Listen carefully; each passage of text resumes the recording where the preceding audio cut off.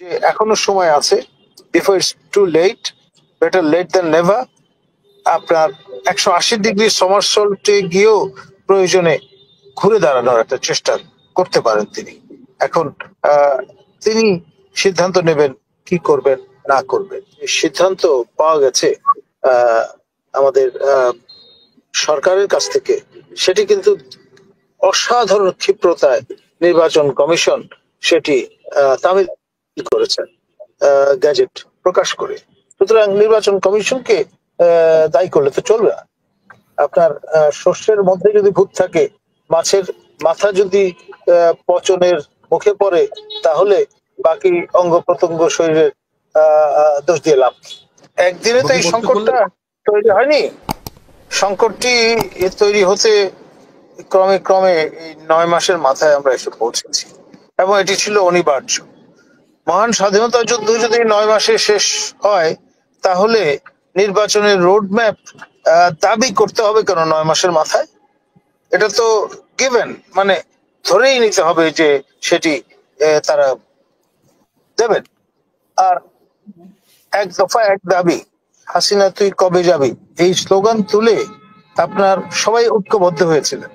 এখন সেই ঐক্যবদ্ধ হওয়ার পরে এখন এই বিভাজন কেন?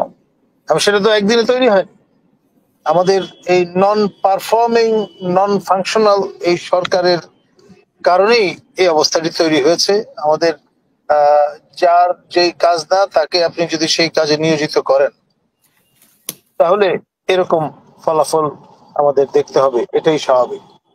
আমাদের একমাত্র Nobel laureate, son of the soil, professor doctor Yunus Herculean শোল্ডারের অধিকারী।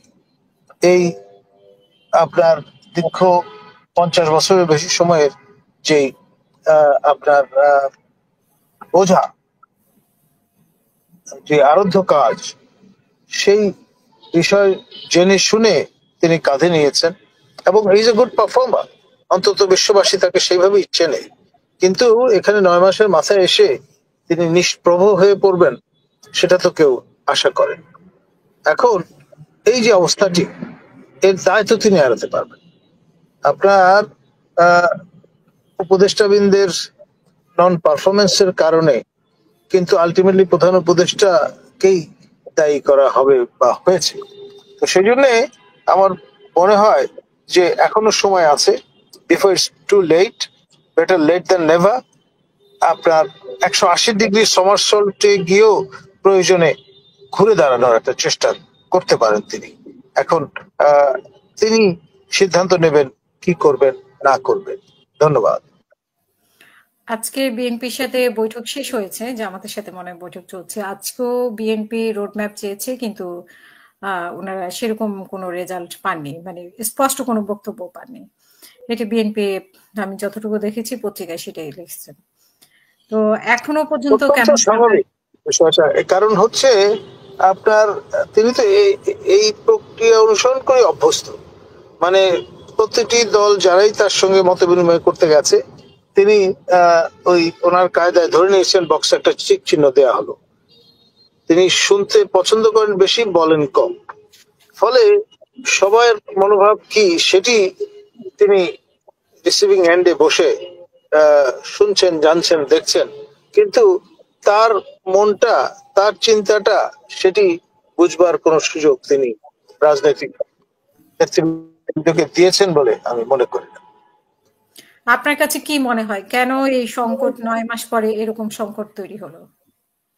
মানে সবার মতে অত্যন্ত স্বাভাবিক। জনগণের প্রত্যাশা হচ্ছে আপনার একটি অবাধ, সুষ্ঠু, নিরপেক্ষ নির্বাচন, যার প্রতিশ্রুতি তিনি দিয়েছেন এবং বলেছেন স্মরণকালে সেরা নির্বাচন তিনি করে দেখাবেন।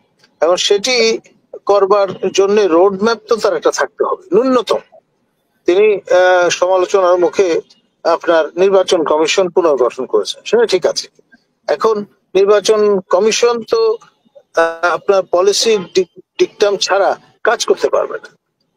তাদের পক্ষ থেকে যে জিনিসটি প্রত্যাশা তারা করেন। যখনই যা কিছু বলা হয়েছে, যেমন দীর্ঘদিন এই দেশ শাসন করেছেন আওয়ামী লীগ যে দলটি, সেই দল এবং তাদের অঙ্গ সংগঠন যারা আছেন তাদের কার্যক্রমের উপরে অ্যাভেন্স আপনার প্রদান করার যে সিদ্ধান্ত পাওয়া গেছে আমাদের সরকারের কাছ থেকে, সেটি কিন্তু অসাধারণ ক্ষিপ্রতায় নির্বাচন কমিশন সেটি তামিল করেছেন গ্যাজেট প্রকাশ করে। সুতরাং নির্বাচন কমিশনকে দায়ী করলে তো চলবে না। আপনার শস্যের মধ্যে যদি ভূত থাকে, মাছের মাথা যদি পচনের মুখে পড়ে, তাহলে বাকি অঙ্গ প্রত্যঙ্গ শরীরের দোষ দিয়ে লাভ। ধন্যবাদ।